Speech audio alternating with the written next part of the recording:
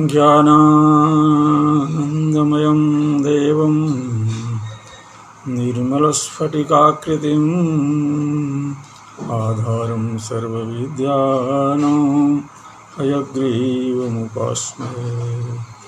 मूकं करोति वाचालं पङ्गुं लङ्घयते गिरिं यत्कृपातमहं वन्दे परमानन्दमाधवं। यत्कृपातमहं वन्दे परमानन्दमाधवं। संस्कृतम भारतम के आमुख पटल पर व्याकरण विषयनी कक्षा में समवेत समस्त व्याकरण शास्त्र में निष्ठा रखने वाले, व्याकरण विषय के प्रति निष्ठावान आग्रहवान लोगों का मैं स्वागत और अभिनंदन करता हूँ। मित्रों, हम लोग वैयाकरण सिद्धांत कौमुदी के कारक प्रकरण को विषय बनाकर स्वाध्याय में प्रवृत्त हैं। विगत दिनों से हम षष्ठी विभक्ति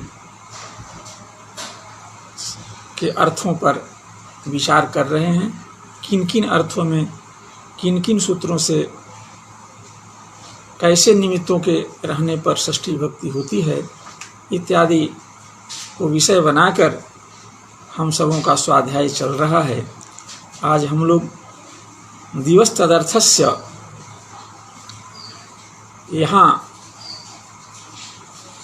यहीं से अपना स्वाध्याय प्रारंभ करेंगे। इससे पूर्व के सूत्रों तक का हमारा स्वाध्याय पूर्ण हो चुका था। तो दिवस तदर्थस्य यह सूत्र भी षष्ठी विधायक सूत्र है और यह कारक षष्ठी विधायक सूत्र है। कर्म में षष्ठी विभक्ति का विधान होने के कारण इसको कारक षष्ठी विधायक सूत्र कहा जा सकता है। शेषत्व कर्मत्व की अविवक्षा और शेषत्व की विवक्षा में इससे षष्ठी विभक्ति का विधान नहीं होता, अपितु कारक कर्म कारक में षष्ठी विभक्ति का विधान होता है। इसलिए इसके यहाँ इस सूत्र से जो षष्ठी विभक्ति होगी उस षष्ठी विभक्ति का अर्थ कर्म होगा। तो इस सूत्र में दो पद हैं, दोनों ही षष्ठ्यंत हैं, दिवः तथा तदर्थस्य। दिवः दिवु कीड़ा बीजी गीसा दि अर्थों का वाचक धातु है और तदर्थस्य यह समस्त पद है। यहाँ पर तत्पद से युक्त समस्त पद है। यह तत् बुद्धिस्ट का परामर्शक होता है। तो इससे पहले हम लोग व्यवहृपणों समर्थयो व्यवहृपणों तुल्यार्थक बी और पूर्वक ह्री धातु और पण धातु हमारे मस्तिष्क में पहले से विद्यमान है, उसी का परामर्श, उसी अर्थ की ओर संकेत तदर्थस्य पद के द्वारा होता है। तो तदर्थ माने बी और पूर्वक ह्री धातु और पण धातु की जहाँ पर जिस अर्थ में एकता होती है, ऐक्य होता है, वह अर्थ यहाँ पर तदर्थ पद से अभिप्रेत है। वह अर्थ यहाँ पर क्रय विक्रय रूप व्यवहार है, क्योंकि बी और पूर्वक क्री का अर्थ सीधा व्यवहार है और पण व्यवहार अस्तुति अर्थ में है। तो अस्तुति अर्थ यदि हम उसका लेते हैं तो हाँ, दोनों धातुओं की एक रूपता समानता अर्थ में नहीं होती है, इसलिए केवल व्यवहारार्थ हम लेते हैं। तो यहाँ पर एतावता तदर्थस्य का तात्पर्य हुआ व्यवहार, क्रय विक्रय रूप व्यवहारार्थक। कौन? दिव्य धातु। दिव्य धातु जब का व्यवहार उपयोग प्रयोग वाक्य में व्यवहारार्थक धातु के रूप में होता है, तो वह क्रय विक्रय रूप व्यवहार हो अथवा दिव्य धातु का जो अपना अर्थ है, दिवु क्रीडा, क्रीडा, तो क्रीडा में जो व्यवहार होता है, क्रय विक्रय में जो व्यवहार होता है वह व्यवहार, और क्रीडा में जो व्यवहार होता है अक्ष का ग्रहण इत्यादि वह व्यवहार, इन दोनों व्यवहारों में विद्यमान व्यवहार अर्थ में यदि दिव्य धातु का प्रयोग होता हो तो उसके कर्म में षष्ठी भक्ति होती है। यह सूत्र का अर्थ हुआ। इसको लिखते हैं, दोनों ही अर्थ लेना है। दिव्य धातु का जो अपना अर्थ है द्युतन, वह भी अर्थ लेना है और तदर्थ भी लेना है। पूर्व सूत्र में के द्वारा जो हमारा पठित अर्थ है, जो हमारे बुद्धि में आरूढ़ है, उस अर्थ को भी हमें लेना है। तो द्युतन, अक्ष क्रीडन का व्यवहार और क्रय विक्रय रूप व्यवहार, ये दोनों ही अर्थ लेना है। इसलिए आचार्य सूत्रार्थ वाक्य के में लिखते हैं, द्युतार्थस्य क्रय विक्रय रूप व्यवहारार्थस्य च। दिव्य धातु का जो अपना अर्थ है क्रीडन, और उसका ये अक्ष क्रीडा में जो व्यवहार होता है वह व्यवहार अर्थ में यदि दिव्य धातु प्रयुक्त है, अथवा क्रय विक्रय व्यवहार अर्थ में यदि दिव्य धातु प्रयुक्त है, जो पहले से आ रहा है अर्थ, तो ये दोनों ही अर्थों में प्रयुक्त जो दिव्य धातु है उसके कर्म में षष्ठी भक्ति होती है, इससे षष्ठी नहीं है। उदाहरण देते हैं, सतस्य दिव्यति, सतस्य दिव्यति। अब द्युतक क्रीडा में यदि 100 रुपया का व्यवहार हो रहा है, 100 रुपये से जुआ खेल रहा है, तो दिव्यति का कर्म हो गया सत, और क्रय विक्रय 100 रुपया से कोई वस्तु खरीद रहा है या कोई वस्तु 100 रुपया में बेच रहा है, ऐसा यदि व्यवहार है तब भी दिव्य धात्वर्थ जो व्यापार है उस व्यापार से जन्य जो फल का आश्रय यहाँ पर सत है, दोनों ही परिस्थिति में सत यहाँ कर्म है, तो कर्म में षष्ठी भक्ति हो जाएगी। सतस्य दिव्यति, 100 रुपया से जुआ खेलता हो अथवा 100 रुपया से क्रय विक्रय करता हो, दोनों स्थिति में एक क्रय विक्रय अथवा क्रीडन रूपी जो क्रिया है उस क्रिया का कर्म सत है, उसमें षष्ठी भक्ति हो जाएगी। अब यहाँ पर तदर्थस्य पद के उपादान की क्या आवश्यकता है, सीधे दिवह कहते, दिवह। यहाँ पर षष्ठी का अनुवर्तन होता, अधिगर्थ देशाम कर्मणि से कर्मणि आता, और तब सूत्र का अर्थ होता कि दिव धातु के कर्म में षष्ठी भक्ति होती है, तो यहाँ सतस्य दिव्यति में हो जाता। इसके लिए तदर्थस्य कहने की क्या आवश्यकता थी, तो कहा कि नहीं, तदर्थ से हमको क्रय विक्रय रूप व्यवहार अर्थ अभिप्रेत है। इससे भिन्न यदि व्यवहार अर्थ की यदि बात आती है तो फिर वो स्तुति भी है, दिव्य धातु का अर्थ स्तुति भी है। तो स्तुत्यर्थक जहाँ दिव्य धातु होगा, स्तुति अर्थ में जहाँ दिव्य धातु का प्रयोग होगा, वहाँ पर दिव्य धातु माने दिव्य धातु के कर्म अर्थात दिव्य धातु व्यापार से जन्य फल का आश्रयभूत जो कर्म है उसकी कर्म संज्ञा अभिप्सित इष्ट नहीं है।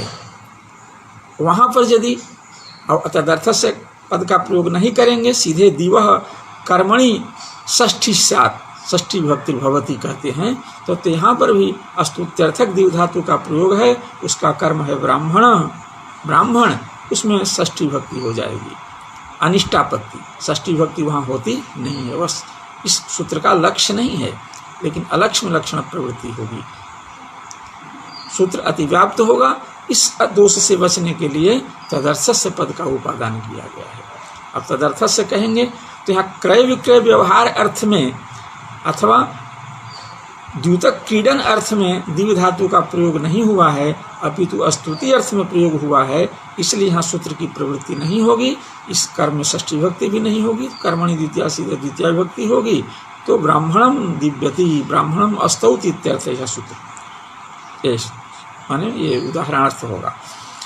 एक यहाँ पर एक प्रश्न होता है कि भाई समान ही अर्थ में जो बी औपूर्वक ह्री धातु का अर्थ है, और पण धातु का अर्थ है, उसी अर्थ में द्विव धातु के प्रयोग होने पर ये कर्म में षष्ठी भक्ति होती है। तो उसी सूत्र में द्विव धातु को ही पढ़ दिया जाता। व्यवहरी पणोह जैसे पढ़ा गया, उसी तरह से व्यवहरी पण दिवाम ऐसा पढ़ते बहुवचन में, दिव एक और जुड़ जाता। व्यवहरी पण दिवाम समर्थानाम, ऐसा समर्थ होना है, समर्थानाम व्यवहरी प्रणाम, व्यवहरी पण दिवाम ऐसा पढ़ दिया जाता।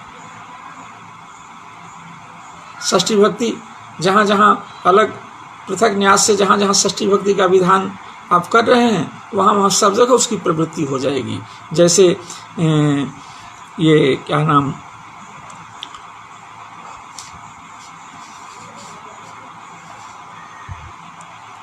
सतस्य व्यवहारणम, सतस्य पणनम इत्यादि में हुई है, उस तरह से यहाँ भी हो जाएगी। सतस्य दिव्यति क्यों अलग किया गया? तो इसका उत्तर है कि भाई ये दिवस तदर्थस्य सूत्र का अनुवर्तन आगे विभाषोपसर्गे सूत्र है, इससे अव्यवहित उत्तर सूत्र है। उस अव्यवहित उत्तर सूत्र में दिवस तदर्थस्य सूत्र के अर्थ को जानने के लिए, सूत्र को अपने अर्थ तक पहुंचने के लिए इस पद की आवश्यकता है, इन पदों की आवश्यकता है, दिवह और तदर्थस्य की। और सीधे दिवह हम वहाँ पढ़ देते तो ऐसा संभव नहीं था, इसलिए अलग योग विभाग किया गया, ये कहते हैं। और ये पूर्व योगापवाद आगे तो आगे सूत्र है, यानी दिवस तदर्थस्य का अलग सूत्र न्यास करने के पीछे तात्पर्य है उत्तर सूत्र में अनुवृत्ति, अन्यथा उत्तर सूत्र में अनुवृत्ति इसका फल प्रयोजन नहीं होता, तो साथ ही पढ़ देना उचित था। आगे विभाषोपसर्गे सूत्र है, यह भी कर्म में षष्ठी भक्ति का विधान इसके द्वारा भी होता है। तो यहाँ पर विभाषा और उपसर्गे दो तो सूत्रस्थ पद हैं, उपसर्गे सप्तम्यंत है, विभाषा विकल्पार्थक अव्यय है। यहाँ अधिगर्थ दयेशाम कर्मणि से कर्मणि पद का अनुवर्तन होता है और षष्ठी शेषे से षष्ठी का अनभिहिते का अधिकार है। तो सूत्र का अर्थ होगा कि व्यवहारार्थक और क्रीडनार्थक दिव धातु के कर्म, अनभिहित कर्म, व्यवहारार्थक और क्रीडनार्थक दिव धातु के, क्रीडनार्थक दिव धातु का प्रयोग हो तो अनभिहित कर्म में वैकल्पिक षष्ठी भक्ति होती है। और है उपसर्गे, उपसर्ग पूर्वक दिव धातु का, कैसा दिव धातु, उसमें विशेषण है। व्यवहारार्थक दिव धातु तदर्थ से आया तो व्यवहारार्थ उसका अर्थ हुआ, और क्रीडनार्थक दिव धातु उपसर्ग सोपसर्गक व्यवहारार्थक क्रय विक्रय रूप व्यवहारार्थक और क्रीडनार्थक दिव धातु का के प्रयोग में कर्म में वैकल्पिक षष्ठी भक्ति होती है। ये पूर्व सूत्र का दिवस तदर्थस्य का यह अपवाद है, जहाँ जो इसका उदाहरण है शतस्य शतम व प्रतिदिव्यति, तो यहाँ पर तो दिवस तदर्थस्य भी षष्ठी भक्ति प्राप्त थी कर्म में, लेकिन वह नित्य प्राप्त थी, उसको बाध करके विकल्प विधान किया, यानी इसका वह अपवाद है। इसलिए कहा पूर्व योगापवाद। ये जो दिवस तदर्थस्य योग है, इसको योग ही कह रहे हैं, स्वतंत्र सूत्र शब्द का व्यवहार नहीं कर रहे हैं कि ये तो क्योंकि दिवह वहीं पढ़ दिया जाता, क्या कहते हैं, व्यवहारीपणों के साथ काम चलता। लेकिन ये अग्रिम सूत्र में, यानी इस सूत्र में, वर्तमान सूत्र में जिस पर हम लोग स्वाध्याय कर रहे हैं, विभाषोपसर्ग सूत्र में अनुवर्तन के लिए यह सूत्र, यह जो विभाग किया गया है, तो इस जो विभक्त सूत्र तो आखिर सत्ता में आ गया, तो इस जो विभाग सूत्र से ही यहाँ द्वितीय विभक्ति कर्म द्वितीय विभक्ति हो जाती, फिर भी ये विभाषोपसर्गे सूत्र का प्रवर्तन हुआ, सूत्रारंभ हुआ, तो यह व्यर्थ हो जाएगा और व्यर्थ होकर के निरवकाश होने के कारण ये अपवाद हो गया। अपवाद होने के कारण उसको बाध देगा। वो नित्य विधान कर रहा था, ये विकल्प विधान कर देगा। तब सूत्र का अर्थ होगा सतस्य प्रतिदिव्यति, षष्ठी भक्ति होगी। प्रतिदिव्यति, प्रतिदेवन क्रिया का कर्म है सत्य, उसमें वैकल्पिक षष्ठी भक्ति होगी। षष्ठी भक्ति हो गई तब सतस्य हुआ, और षष्ठी भक्ति जिस पक्ष में नहीं होगी तो फिर कर्मणि द्वितीया, कर्तृषितम कर्मस उसकी कर्म संज्ञा, और कर्मणि द्वितीया से द्वितीय भक्ति हो जाएगी, तो सतम दिव्यति भी प्रयोग होगा। आगे सूत्र है प्रेस ब्रुवोर हविषो देवता संप्रदाने। देवता संप्रदाने सप्तम्यंत पद है, और प्रेस ब्रुवोह ये षष्ठ्यंत पद है, और हविषः भी षष्ठ्यंत पद है। हविषः षष्ठ्यंत है, उसी को उत विसर्ग को उत गुण होकर के हविषो बन गया है। प्रेस ब्रुवोह हविषः देवता संप्रदाने, ये पदच्छेद है। यह सूत्र, इतने जो 3 पदों से युक्त जो है सूत्र है, यह भी अपने सूत्रार्थ तक पहुंचाने में बोधाओं को पर्याप्त नहीं है। बोधाओं को इसका जो सूत्रार्थ है उसका बोध कराने में इतना पद पर्याप्त नहीं है, इसलिए यहाँ भी हम सूत्रांतर से अनुवर्तन करेंगे। अनुवृत्त पद होंगे कर्मणि सप्तम्यंत अधिगर्थ देशाम कर्मणि से, षष्ठी शेषे से अनभिहिते का अधिकार है। अब सूत्र का अर्थ होगा, अब यहाँ पर देवता संप्रदान समस्त पद है, इसका अर्थ भी हम लोग समझें। देवता संप्रदानम यत्र, जहाँ देवता ही क्या हो, संप्रदान हो। संप्रदान क्या है, कर्मणा यमभिप्रैति ससंप्रदानम, दान के धात्वर्थ जो क्रिया है, व्यापार है, उस व्यापार से जन्य जो फल है, उस फल के द्वारा अभिप्रियमाण जो कारक है, अभिप्रेत जो कारक है, वही संप्रदान है। तो यहाँ पर जो वाक्य होगा, इस वाक्य में संप्रदान के रूप में देवता की प्रस्तुति रहे, देवता ग्राही हो, संप्रदान के रूप में देवता गृहीत हो, स्वीकारी हो, ऐसी परिस्थिति में ये इसका अर्थ है देवता संप्रदान है। देवता संप्रदानम यत्र यस्मिन।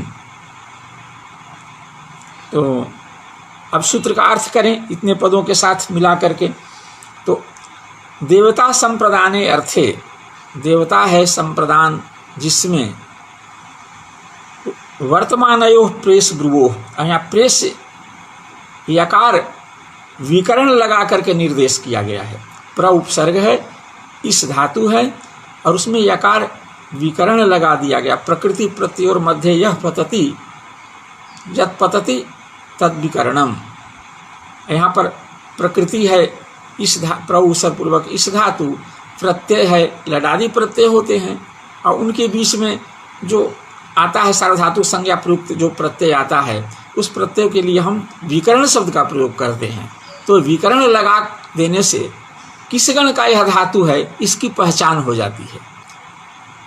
दिवादि भ्यस्यन, यहाँ पर सित विकरण लगा है, यह इसके लगने से यह बताया जा रहा है। इसको लगा करके, लगाने के पीछे यह तात्पर्य है सूत्रकार का कि यह यहाँ पर प्रउस्वरूप इस धातु दिवादि गणीय इस धातु को लेना है।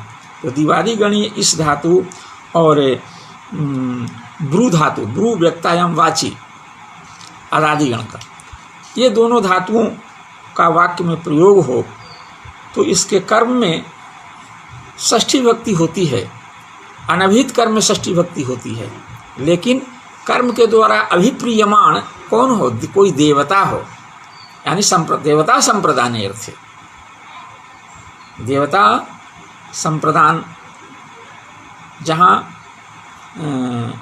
हो, ऐसा सूत्र का अर्थ है। लिख रहे हैं देवता संप्रदानेर्थे वर्तमानयोः प्रेस ब्रुवोः में विशेषण है। वर्तमानयोः विद्यमानयोः प्रेस ब्रुवोः प्र उपसर्ग पूर्वक दिवादी गणीय इस धातु और स्पष्ट बोलना अर्थ में जो ब्रू धातु है, इन धातुओं का जो कर्म है ना, और हविषा भी आया है। हविषो वो क्या हो, हविष भी हो।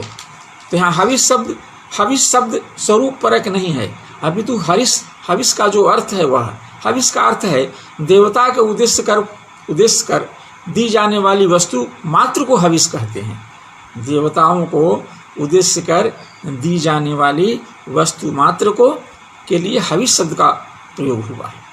इसलिए केवल हविष शब्द भी वही उसी देवता को दी जाने वाली वस्तु के अर्थ में प्रयोग होता है, लेकिन केवल तो हविष शब्द का जो अपना अर्थ है वह तो अर्थ है ही, लेकिन हविष अर्थ के वाचक के हविष शब्द जिन अर्थों को देता है उस अर्थ को देने वाले अन्य शब्दों का भी यदि वाक्य में प्रयोग हुआ हो जिसका अर्थ हविष ही हो, तो उस वही कर्म हो तो षष्ठी कर्म में षष्ठी भक्ति होती है। ये सूत्र का अर्थ हुआ। उदाहरण है अग्नये छागस्य हविषो वपायाः मेधसः प्रेष्य। एक ये प्रउपसर्गपूर्वक इस धातु का उदाहरण है।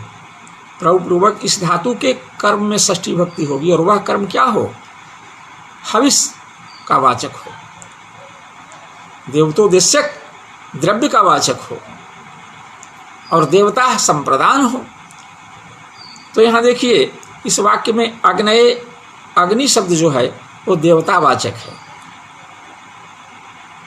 और वपायाः मेधसः, वपायाः और मेधसः ये दोनों ही हविषवाचक शब्द हैं। देवता को उद्देश्य करके दी जाने वाली वस्तुओं के वाचक हैं ये शब्द। इसलिए क्या है, प्रउपसर्गपूर्वक इस धातु का वाक्य में प्रयोग है।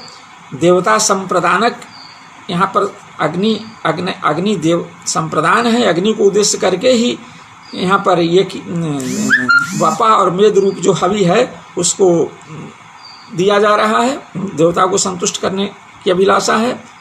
और छागस्य देवता और हविष का के बीच में संबंध है। कैसा हविष, कैसी वपा, कैसा मेदस, तो कहा कि छागस्य, छाग यहाँ वक्रार्थ का वाचक है। तो देवता को उद्देश्य कर छाग यानी वक्रा का मानुष विशेष रूप जो वपा मेद और वही है हवि, उसको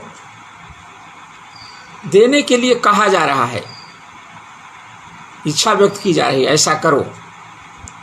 तो यहाँ पर प्रउपसर्गपूर्वक ये प्रेष्य जो है, प्रउपसर्गपूर्वक इस धातु के लोट लकार प्रथम पुरुष प्रेष्य मध्यम पुरुष एक वचन का रूप है प्रेष्य। यहाँ पर ये जो अध्वर्यु 4 तरह के यज्ञ ऋत्विक होते हैं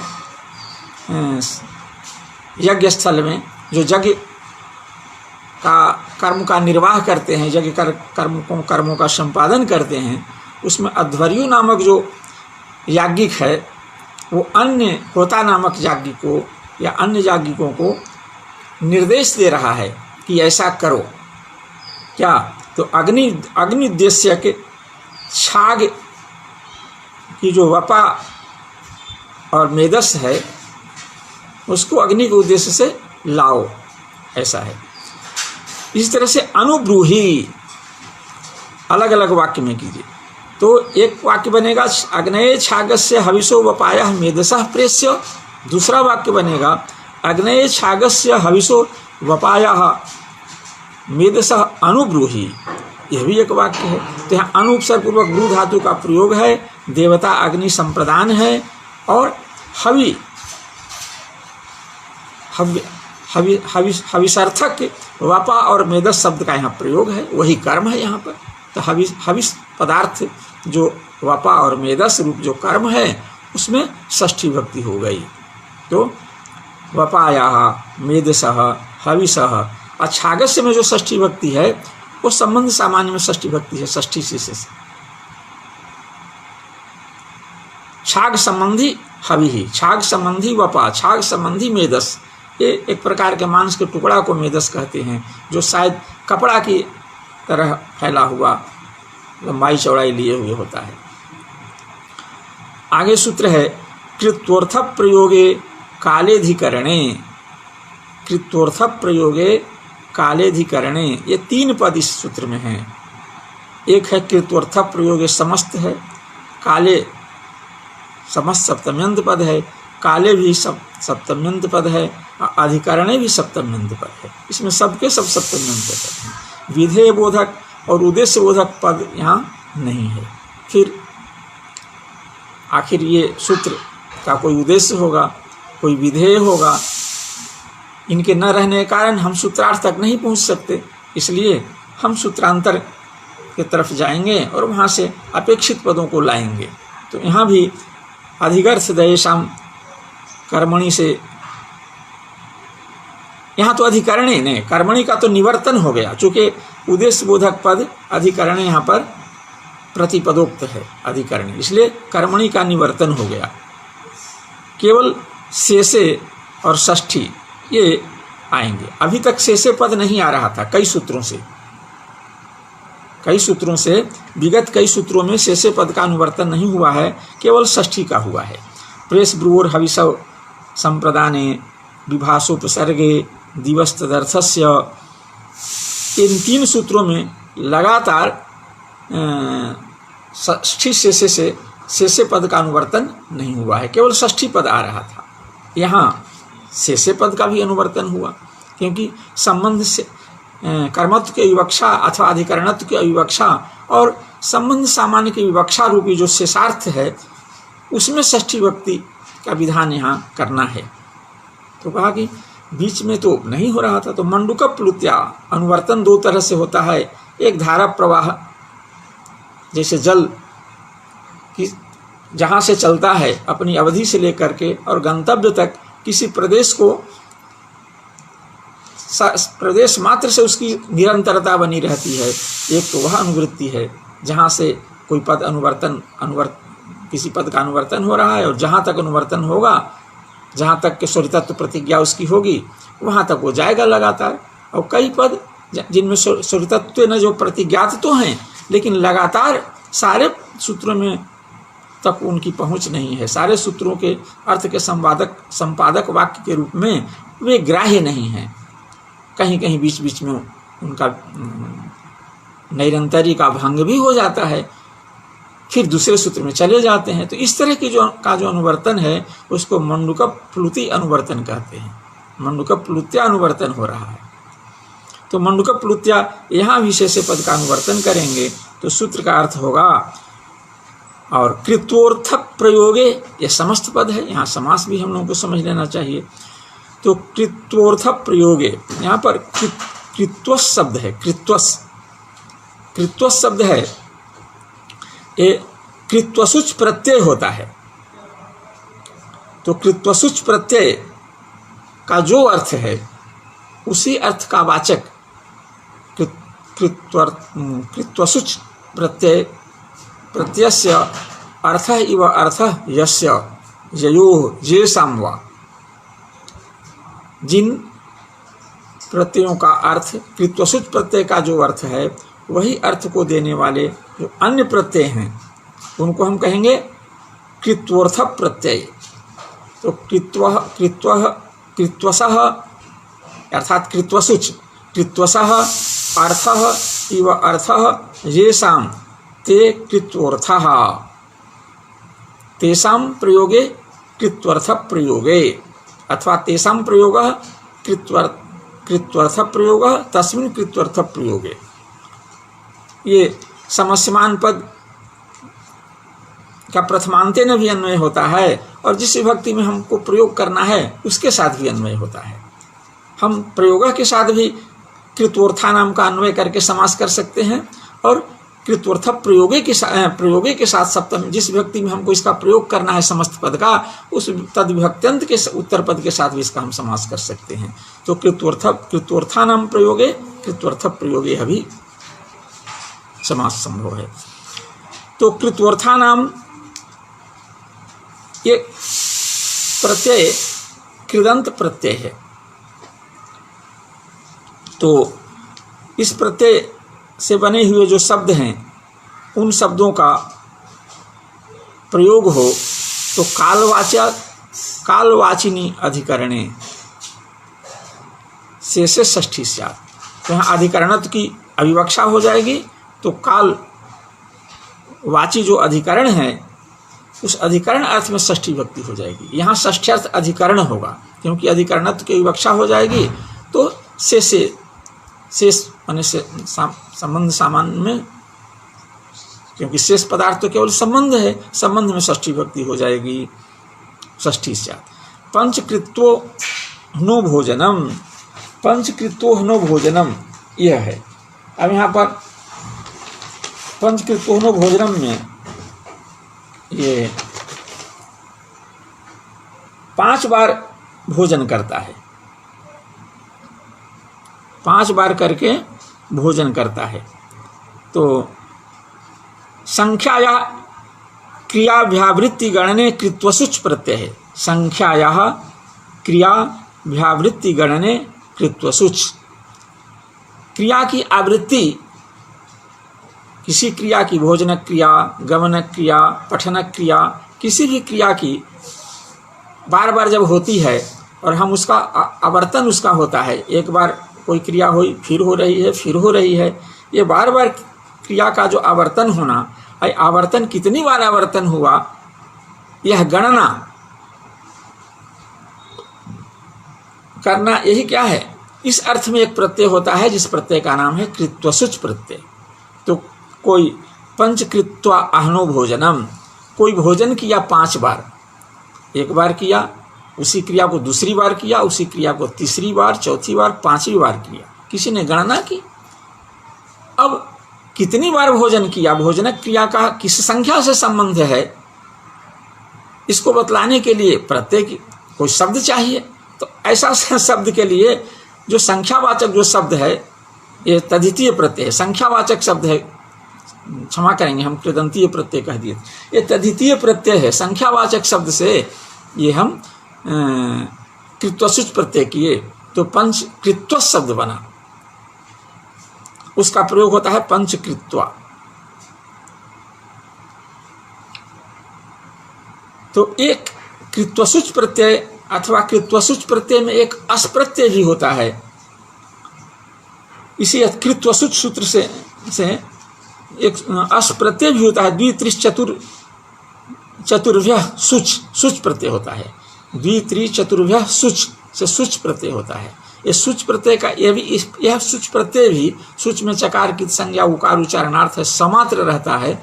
यह प्रत्यय भी क्रिया की आवृत्ति की गणना में ही, अर्थ में ही प्रयोग, अर्थ का बोधन करने के लिए यह प्रत्यय भी होता है। इसलिए ये कृत्वसुच प्रत्यय के अर्थ में इसका प्रयोग होने से कृत्वसुच के समानार्थक प्रत्यय है। इस प्रत्यय का भी, इस प्रत्यय से बना हुआ जो प्रातिपदिक है ना, तत्प्रकृतिक सुबंध का यदि वाक्य में प्रयोग होगा और वह यदि कर्म होगा तो उसमें भी वह अधिकरण, उसमें भी षष्ठी विभक्ति, षष्ठी अधिकरण की अविवक्षा में षष्ठी विभक्ति होगी। जैसे पंचकृत्यो अह्नि भोजनम, एक दिन में वह 5 बार खाया है, एक दिन में कोई 5 बार खाता है, तो भोजनम, तो भुज धातु का भाव में प्रत्यय करके भोजनम बनाएंगे। लुट प्रत्यय हुआ, लुट को अन हुआ, लघु पद गुण होकर के भोजनम भोजन बना, और उससे स्वाद उत्पत्ति करके भोजनम, प्रथमा एक वचन में भोजनम है, ये क्रिया है। ये भोजन क्रिया के कहीं के लिए कोई जगह चाहिए, कहाँ क्रिया हुई, तो कर्ता द्वारा ये क्रिया का जो इसका करने वाला भोजन है अथवा जो कर्म है, उसके द्वारा जो अधिकरण बना, जो आधार है क्रिया का, कर्ता के द्वारा अथवा कर्म के द्वारा उसकी अधिकरण संज्ञा होती है। वो अधिकरण है अह्नि, कालवाचक अधिकरण है अहन। अधिकरण में सप्तमी भक्ति होती है सप्तम में अधिकरण च से, लेकिन अधिकरणत्व की हम अभिवक्षा कर देंगे तो यहाँ पर षष्ठी भक्ति हो जाएगी।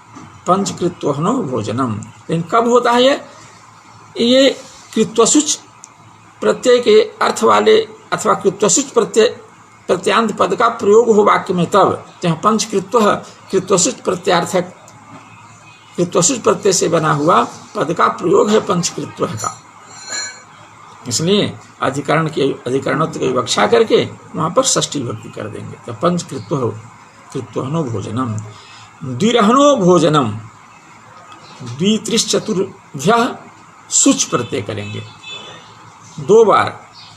इस यहाँ पर भोजन क्रिया की 2 आवृत्ति होती है और उसके लिए द्वि शब्द का प्रयोग हो रहा है। द्वि शब्द से सुच प्रत्यय होकर के सुच में चकार उच्चारणार्थ उकार, चकार की संज्ञा लोप, उकार उच्चारणार्थ द्विश शब्द बना और उससे स्वादुत्पत्ति करके वो अव्यय होता है, स्वादुत्पत्ति करके द्विह बना।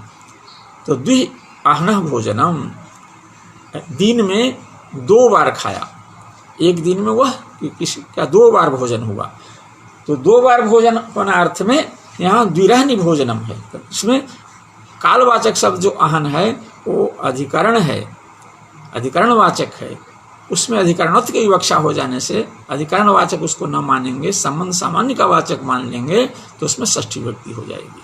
तो आहनी न होकर के आहनः प्रयोग हुआ, द्विरहनः भोजनम। अब यहाँ पर शेषे पद का अनुवर्तन हुआ है, शेषत्व विवक्षा में ये षष्ठी भक्ति होती है अधिकरण में। शेषे पद का अनुवर्तन न करेंगे तो क्या कठिनाई होगी, क्या परिणाम आएगा। तो आज शेषे नहीं कहेंगे तो सूत्र का अर्थ होगा कि अधिकरण में कृत्वसुच प्रत्यार्थक कृत्वसुच प्रत्यय जिन अर्थों में होता है उन अर्थों से को देने वाले शब्द का प्रयोग हो वाक्य में, और तो अधिकरण में कालवाचक अधिकरण में षष्ठी भक्ति होती है। अधिकरण में सीधे कहेंगे, संबंध सामान्य शेषत्व विवक्षा में शेषार्थ संबंध में नहीं कहेंगे, शेषार्थ संबंध में न कह करके केवल कहें कि अधिकरण में षष्ठी भक्ति होती है। कृत्वसुच प्रत्यय प्रत्यार्थक प्रत्यय प्रत्यांत शब्द का प्रत्यार्थक प्रत्यय हो अंत में जिसके, ऐसे शब्द का प्रयोग हो वाक्य में, तो कालवाचक अधिकरण कालवाची अधिकरण के वाचक प्रातिपदिक से षष्ठी भक्ति होती है, ऐसा आप मात्र कहेंगे। तो द्विरअहनि अध्ययनम, द्विरअहनि अध्ययनम, यहाँ पर अहनि अधिकरण वाचक कालवाचक वाची अधिकरण अर्थ में प्रयुक्त हुआ है वाक्य में, और सुच प्रत्यांत जो कृत्वसुच प्रत्यार्थक प्रत्यय है सुच प्रत्यय, तदंत शब्द का प्रयोग हुआ है द्विह का वाक्य में। कालवाचक भी कालवाची अधिकरण के लिए अहन शब्द का प्रयोग हुआ है वाक्य में, अधिकरणवाची है, तो यहाँ भी षष्ठी भक्ति हो जाएगी, होती नहीं है। शेषे नहीं कहेंगे तो यहाँ भी हो जाएगी। तो द्विअहनि अध्ययनम, किसी ने 2 दिनों तक जिसकी पढ़ाई हुई, 2 दिनों तक 2 दिन किसी की पढ़ाई हो, अहनि द्वि अध्ययनम, मान एक दिन में वो 2 बार पढ़ा, अहनि द्विरअध्ययनम, अध्ययनम द्वि का अध्ययन क्रिया में विशेषण है, अहनि 2 बार अध्ययन किया, क्रिया की अध्ययन क्रिया की आवृत्ति की गणना में प्रयोग हुआ है द्वि शब्द का, इसलिए उसी का विशेषण है। तो यहाँ पर भी षष्ठी भक्ति हो जाती, होती नहीं है, अभिष्ट नहीं है, ये सूत्र का लक्ष्य नहीं है, इसलिए यहाँ षष्ठी भक्ति होनी नहीं थी। लेकिन शेषे पद का उपादान नहीं करेंगे तो यहाँ भी होने लगी, रोकेगा कौन। सूत्रकार का समन्वय यहाँ होता है, सूत्र का तो यही अर्थ है, उसके अनुसार यहाँ पर षष्ठी भक्ति होने लगेगी। हो नहीं क्योंकि लक्ष्य नहीं है, अलक्ष्य, इसमें सूत्र की प्रवृत्ति नहीं हो, इसलिए शेषे पद का उपादान किया गया। अब शेषत्व यहाँ विवक्षित नहीं है, अधिकरणत्व की अविवक्षा होने पर ही शेषत्व की विवक्षा होती है, वो अधिकरणत्व की विवक्षा नहीं है। अधिकरण वक्ता अधिकरण के रूप में ही इसको प्रस्तुत करना चाहता है, इसलिए शेषत्व यहाँ नहीं है। अब यहाँ षष्ठी विभक्ति नहीं होगी, कोई दोष नहीं होगा। आगे कर्तृकर्मणो कृति ये सूत्र है। इस सूत्र में यह भी षष्ठी विभक्ति विधायक सूत्र है, लेकिन कर्ता और कर्म में षष्ठी विभक्ति का विधान करता है। कर्ता रूप जो कारक, कर्म रूप जो कारक, इसमें षष्ठी विभक्ति का विधान करता है। और ये सीधे एक कारक विभक्ति है, कारक के की अविवक्षा में विधान होने वाली विभक्ति नहीं, विभक्ति का विधायक यह सूत्र नहीं है। अभी तो सीधे कर्ता और कर्म कारक में ही षष्ठी विभक्ति का विधान करता है। तो यहाँ विभक्त्यर्थ षष्ठ्यर्थ कर्ता होगा। यदि कर्ता में षष्ठी विभक्ति होगी तो विभक्त्यर्थ षष्ठ्यर्थ कर्ता होगा। कर्म में यदि षष्ठी विभक्ति होगी तो षष्ठ्यर्थ कर्म होगा। तो कर्तृकर्मणो कर्ता च कर्म च इति कर्तृकर्मणि तयोः कर्तृकर्मणो षष्ठ्यंत पद है। अकृति कृत प्रत्यय, धातु से दो तरह के प्रत्यय होते हैं, एक प्रत्यय का नाम है तिंग और एक प्रत्यय का नाम है कृत। तो तिंग कृत तिंग, एक कृत क्या है तो अतिंग, न तिंग अतिंग, यानी तिंग भिन्न प्रत्यय को कृत कहते हैं। धातु से होने वाले दो तरह के प्रत्ययों में जो तिंग भिन्न प्रत्यय है दो ही तरह के प्रत्यय होते हैं, तो जो शेष बच गया वो कौन है, कृत प्रत्यय है। उसी कृत प्रत्यय के लिए, धातु से होने वाले कृत प्रत्यय के लिए यहाँ पर कृत शब्द का प्रयोग हुआ है। सप्तमी के एक वचन में कृति है। यहाँ भी षष्ठी शेषे से षष्ठी का अनुवर्तन होगा, तो सूत्र का अर्थ होगा कृति अर्थात कृत प्रत्यांते, प्रत्यय ग्रहण है तदंत ग्रहणम, प्रत्यय ग्रहण है तदंत ग्रहण, माने कृत प्रत्यांत पद का प्रयोग हो। अर्थात सीधे कृत प्रत्यांत तो पद हो नहीं जाता, अर्थात कृत प्रत्यांत प्रकृतिक पद का, कृत प्रत्यांत है प्रकृति जिसकी, ऐसे पद का वाक्य में प्रयोग हो तो कर्ता और कर्म में षष्ठी विभक्ति होती है। कर्ता में षष्ठी विभक्ति होती है और कर्म में षष्ठी विभक्ति होती है। यहाँ अविवक्षा वाली बात नहीं है। कृष्णस्य कृति ही, यहाँ क्री धातु से भाव में अक्तय प्रत्यय किया। कृष्ण का उत्पादन, कृष्ण की सृष्टि, तो यहाँ इस जो ये क्री धातु से उत्पत्ति अनुकूल व्यापारार्थक जो धातु है, उससे धात्वर्थ में ही भावना व्यापार भाव में ही हम एक तीन स्त्रियाम एक तीन से एक तीन प्रत्यय किए हैं, तो कृति बना। और कृष्ण उसका कर्ता है,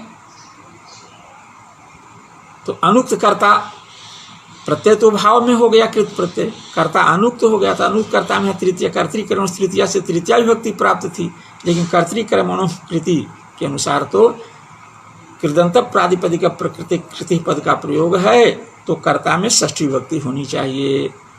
उसका अपवाद षष्ठी विभक्ति हो गई, तो कर्ता जो कृष्ण था उसमें षष्ठी विभक्ति हो गई, तो कृष्णस्य कृति ही, ऐसा हुआ। अब कर्म में षष्ठी विभक्ति का उदाहरण दे रहे हैं, यानी कृदंत प्रातिपदिक प्राकृतिक सुबंत पद का, माने पद का प्रयोग हो वाक्य में, तो कर्म में षष्ठी विभक्ति होती है, उसका उदाहरण दे रहे हैं। तो यहाँ कर्ता, कर्तृ शब्द से, क्री धातु से रुल त्रिचौ से कर्ता अर्थ में त्रिच प्रत्यय किया गया, तो कर्ता शब्द ही बना। अब ये कृत प्रत्यांत प्रातिपदिक प्राकृतिक पद है कर्ता पद, इसका वाक्य में प्रयोग हो रहा है, तो कर्म में षष्ठी विभक्ति होगी। कर्ता में तो यहाँ पर प्रातिपदिकार्थ मात्र में प्रथमा विभक्ति हो गई, तृतीया यहाँ नहीं प्राप्त, चूँकि कर्ता अर्थ उक्त से आप कर्ता ही प्रधान हो गया, उसमें प्रथमा विभक्ति हो जाएगी। उक्त अर्थ को देने के लिए शब्दांतर के प्रयोग की आवश्यकता ही नहीं है, केवल प्रातिपदिकार्थ में प्रथमा विभक्ति होगी।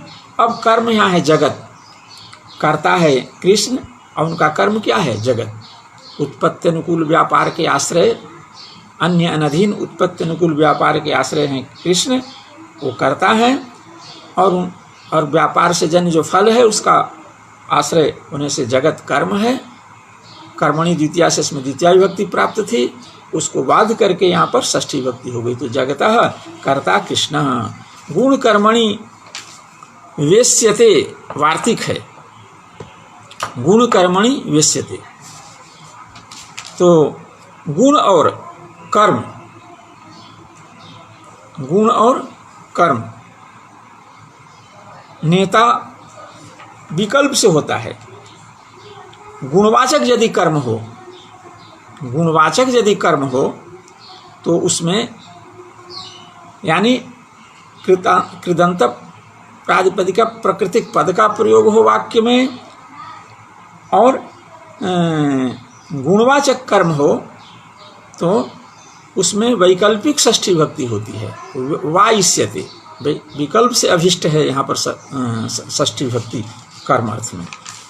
जैसे नेता अश्वस्य श्रुघ्नस्य श्रुघ्नं वा, नेता अश्वस्य श्रुघ्नस्य श्रुघ्नं वा, यहाँ पर श्रुघ्न तो सूंघ कर जानने वाला श्रुघ्न, नहीं, घोड़े श्रुघ्न ले जाने वाला,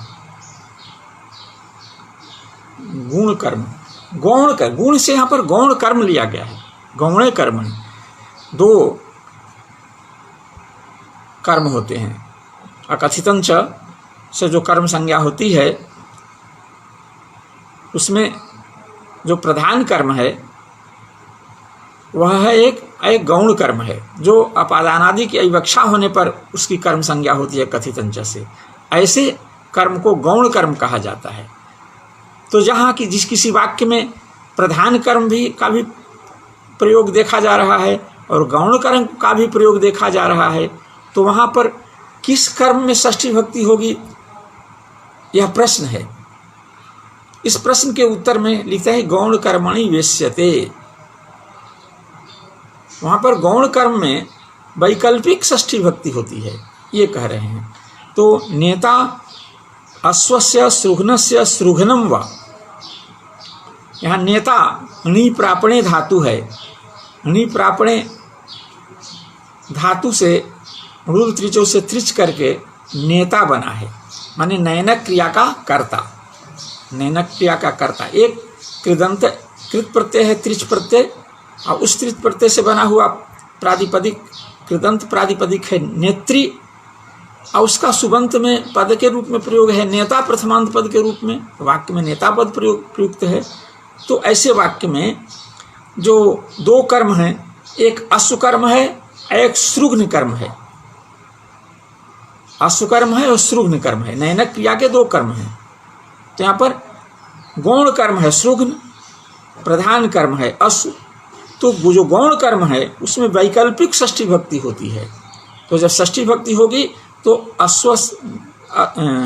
अश्वस्य श्रुघ्नस्य नेता अथवा नेता अश्वस्य श्रुघ्नस्य, ऐसा प्रयोग होगा। और जब षष्ठी विभक्ति जिस पक्ष में नहीं होगी उस पक्ष में होगा नेता अश्वस्य श्रुघ्नम, नेता अश्वस्य श्रुघ्नम। ये जो प्रधान कर्म है उसमें तो से षष्ठी से संबंध सामान्य में षष्ठी विभक्ति हो जाए, ऐसी षष्ठी विभक्ति हो जाएगी। वो कारक षष्ठी नहीं है, उस से सार्थ्य षष्ठी है। अब इसमें कृति शब्द का प्रयोग हुआ है, पद का प्रयोग हुआ है सूत्र में। ये कृति पद का प्रयोग करने की क्या आवश्यकता, नहीं करें। कृति पद के प्रयोग के बिना सूत्रार्थ का विचार करके हम लोग देखें सूत्र का अर्थ क्या होना चाहिए। तो सूत्र का अर्थ होगा कि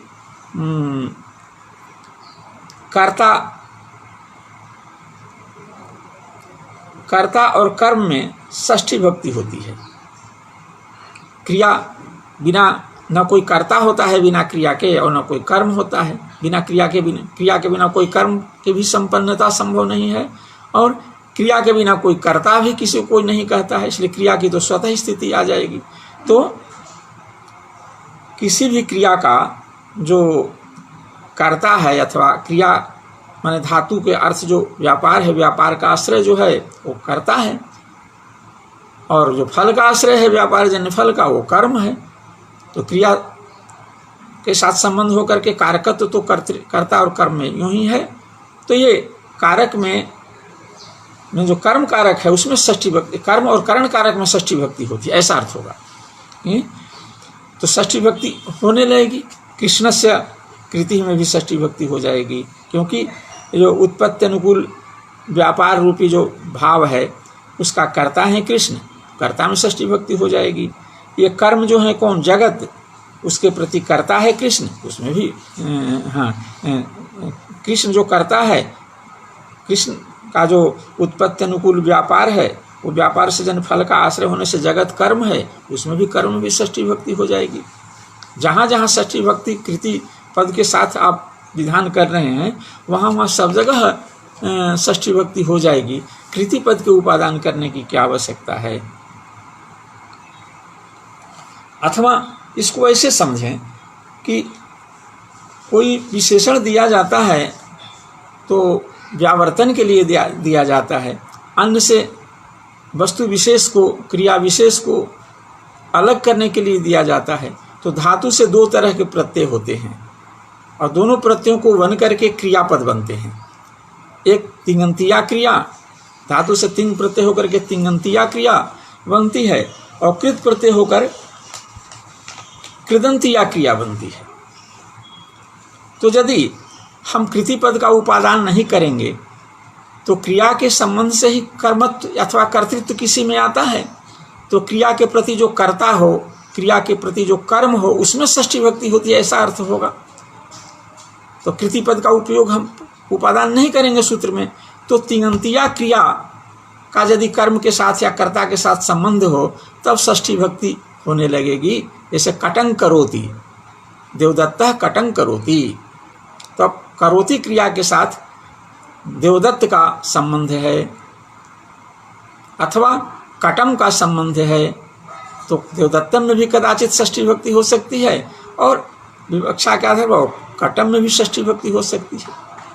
यही ना, कृति पद के नहीं कृदंतिया क्रिया का प्रयोग नहीं होने पर तिङन्तिया क्रिया के प्रयोग में भी षष्ठी भक्ति की प्राप्ति रूप अतिव्याप्ति की संभावना बनती है यहाँ पर। लेकिन यह संभावना नहीं बन सकती, क्यों कि न लोकाव्य निष्ठा खल थत्री नाम सूत्र से निषेध हो जाएगा। आगे निषेध सूत्र हम पढ़ेंगे, उसमें ल उ के ल प्रत्यांत प्रकृतिक जो क्रियापद है कौन, करोति, ल मने लकार, तो लकार का सीधे तो वाक्य में प्रयोग होता नहीं है, लकार स्थानीय जो आदेश हैं उनके साथ होता है, तो करोति होगा, कटं करोति। तो यहाँ पर यदि हम तो ऐसे तो प्राप्त ही नहीं है, क्योंकि न लोकाव्य से निषेध हो जाएगा। यदि इससे प्राप्त होता तो उसके व्यावर्तन के लिए इसको कृति पद का उपादान आवश्यक था। आगे बढ़े, यदि कृति नहीं कहेंगे तो जो तिङन्तिया तिंग प्रत्यय के द्वारा जहाँ कर्ता कर्म उक्त हो रहे हों, तिंग प्रत्यार्थ के जहाँ कर्ता कर्म का संबंध हो, वहाँ पर षष्ठी भक्ति होने लगेगी। जैसे सतेन कृतः सत्यः, सतेन कृतः सत्यः वत्सः, तो सतेन कृतः सत्यः यह कर्तृबोधक पद है, क्योंकि क्रय विक्रय वो क्रयण में यह, और कृतः वत्सः यह कर्म हो गया, क्रयण क्रिया का कर्म है, तो उसमें षष्ठी भक्ति होने लगेगी। कहा कि वहाँ नहीं संभव है, क्यों कि सतेन कृतः सत्यः वत्सः यह कर्म तद्धितीय प्रत्यय यत् प्रत्यय हुआ तो कर्म में षष्ठी भक्ति होने लगेगी, तो वहाँ भी नहीं होगा। क्यों कि न लोकाव्यय निष्ठा खल थत्री नाम, लोक अव्यय खल, वहाँ भी निषेध, हाँ तो वहाँ तो उक्त ही हो गया। तो जब वहाँ उक्त हो जाने से कर्म उक्त हो गया, अब कर्म उक्त हो ही गया तद्धित ये प्रत्यय के द्वारा, तो किस अर्थ को देने के लिए हम विभक्ति का विधान करेंगे। वहाँ विभक्ति का विधान प्राप्त ही नहीं है, इसलिए उससे व्यावर्तन के लिए भी यहाँ कृति पद का उपादान संभव नहीं है। अब रह गया एक अव्यय, जैसे हिरुक वर्जनार्थक अव्यय है, तो वर्जनक क्रिया है और उस क्रिया का वाचक अव्यय है हिरुक, उसके योग में षष्ठी विभक्ति प्राप्त होने लगेगी तो उसका भी निषेध न लोकाव्यय निष्ठा खल तत्री नाम से संभव है। अव्यय पद वहाँ पर भी प्रविष्ट है, गृहीत है, तो अव्यय के साथ से षष्ठी विभक्ति का, अव्यय पद के योग में षष्ठी विभक्ति का निषेध करने के लिए वहाँ अव्यय पद गृहीत है। तो अव्यय के हिरुक आदि अव्यय वर्जनार्थक क्रिया के वाचक हिरुक आदि अव्यय के योग में भी षष्ठी विभक्ति प्राप्त होती है और उसके वारण के लिए कृति पद का उपादान किया गया है, ऐसा भी आप नहीं कर सकते। यानी सारी संभावनाएं जिनसे बचाने के लिए कृति पद का उपयोग होना चाहिए था वो कोई भी संभावना यहाँ नहीं बनती है। फिर कृति पद का उपयोग उपादान इस सूत्र में क्यों किया गया, इन सारी बातों को ध्यान में रख करके एक लघु वाक्य से इन्होंने प्रश्न उपस्थापित किया है, शंका उपस्थापित की है। कृति किम, और उसका तात्पर्य इतना है कि भाई कोई वार्य कोई पदार्थ नहीं है, फिर उसे वारण करने के लिए वारणार्थक पद का प्रयोग करने की क्या आवश्यकता है, ये प्रश्न है। इसका समाधान करते हैं कि कृत पूर्वी कटम, यदि कृति पद का उपादान नहीं किया जाता तो कृत पूर्वी कटम, यहाँ पर षष्ठी विभक्ति होने लगती, यह पद नहीं बन पाता। कृतम,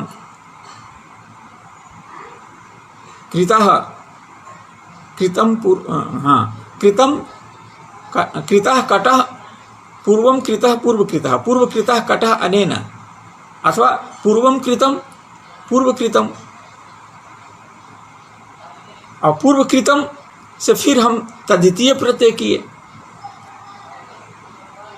सपूर्वाच्य से, पूर्वम कृतम अनेन, पूर्व कृतम अनेन अथवा पूर्वम कृतम अनेन, इस विग्रह में हम सपूर्वाच्य से इन्हीं प्रत्यय किए। तो ये इन्हीं प्रत्यय किम कृतम तो कटम, किम कृतम कटम, तो किम कृतम कटम, ये जो किम कृतम, ये जो कर्म की आकांक्षा है, कर्म की जो संबंधी जो प्रश्न है, उस प्रश्न का समाधान किम कृत पूर्वी से आ जाता है। यानी कर्म अर्थ यहाँ तद्धित प्रत्यय के द्वारा उक्त हो जाता है। तो यहाँ दो हो गए, एक तो कृत पूर्वी अनेन, यहाँ कर्ता अर्थ उक्त हो जाता है तद्धित प्रत्यय के द्वारा, इन्हीं प्रत्यय के द्वारा कर्ता अर्थ उक्त हो जाता है जो, और यहाँ कृतः कृतम पूर्वम, यहाँ भाव में कृत प्रत्यय किए, अक्त प्रत्यय किए कृ धातु से, और पूर्व उसका विशेषण है तो कृत पूर्वम बना। अब उससे हम एक तीन प्रत्यय किए तो कट के साथ माने कर्म के साथ उसका संबंध नहीं बन पा रहा है, क्योंकि बीच में पूर्व शब्द आ गया, फिर इन प्रत्यय है तब कट है। इसलिए यहाँ ये वहीं कर्तृकर्मणों कृति से षष्ठी विभक्ति का विधान वहाँ होता है जहाँ केवल कृत प्रत्यय का प्रयोग हो रहा हो। तद्धित प्रत्यय सहचरित जहाँ कृत प्रत्यय का प्रयोग हो रहा हो वहाँ कर्म में अथवा कर्ता में षष्ठी विभक्ति न हो, इसके लिए कृति पद का उपादान किया गया है। यदि कृति पद का उपादान नहीं किया जाता तो यहाँ पर भी षष्ठी विभक्ति, कर्म में षष्ठी विभक्ति, कट में षष्ठी विभक्ति हो जाती, और इसका वारण करने के लिए कोई सूत्र नहीं है, न लोकाव्यय निष्ठा से निषेध संभव नहीं है, क्योंकि ये इसका निषेधक कोई पद उसमें नहीं है। इसलिए कहा कृत पूर्वी कटम, यदि हम ऐसा नहीं करते, कृति पद का उपयोग नहीं, प्रयोग वाक्य में नहीं, ऐसी सूत्र में नहीं करते, तो क्रिया के साथ संबद्ध जो कर्ता और कर्म मात्र में षष्ठी विभक्ति होने लगती, तो कृत पूर्वी कटम में भी षष्ठी विभक्ति, कटम से षष्ठी विभक्ति होती। और यदि हम कृति पद का उपादान कर देते हैं तो कृति पद के उपादान सामर्थ्य से अर्थ होगा कि जहाँ केवल कृत प्रत्यय का, कृत प्रत्यांत पद का प्रयोग है, वहीं पर कर्ता कर्म में षष्ठी विभक्ति होती है। जहाँ कृत प्रत्यय के साथ तद्धित प्रत्यय का भी उपादान, तद्धित प्रत्यांत पद का भी प्रयोग हो रहा है, कृत प्रत्यय भी है और तद्धित प्रत्यय भी है, ऐसे पद का जहाँ पर प्रयोग हो रहा है वाक्य में, उस वाक्य के योग में कर्ता और कर्म षष्ठी विभक्ति नहीं हो रही थी। कृत पूर्वी कटम में कृत अक्त प्रत्यय ये कृत प्रत्यय है और उसके साथ पूर्वम कृतम अनेन इति कृत पूर्वी, यहाँ पर तद्धित प्रत्यय भी है, तो तद्धित प्रत्यय और कृत प्रत्यय दोनों हो गए। तो कृति, अब यहाँ पर यदि कृति पूर्वम कृति पद का उपादान नहीं करते तो यहाँ पर कटम में षष्ठी विभक्ति होने लगती, और कृति पद का उपादान कर देने से अर्थ होगा कि जहाँ केवल कृत प्रत्यय का वाक्य में प्रयोग, कृत प्रत्यांत प्राकृतिक पद का प्रयोग हो, वहीं पर कर्ता और कर्म में षष्ठी विभक्ति होती है। यहाँ कृत के साथ तद्धित प्रत्यय का भी प्रयोग है, इसलिए यहाँ कर्म में षष्ठी विभक्ति नहीं होगी। अब हम लोगों का समय तो पूरा हो गया है। स्वाध्याय में आप सभी कक्षा में उपस्थित जहाँ कहीं से भी सुनने वाले लोग हमारा उत्साहवर्धन कर रहे हैं, हमारी बातों को सुन रहे हैं और अपनी हमसे होने वाली जो प्रमादवश अज्ञानवश जो भूले हैं उसकी ओर ध्यानाकर्षण भी करते हैं। इसके लिए मैं उनका अभिनंदन करता हूँ, उनके प्रति आभार व्यक्त करता हूँ और पुनः अपने समय से आप लोगों के बीच उपस्थित होने का वचन देता हुआ प्रणाम कर अपनी वाणी को विराम देता हूँ।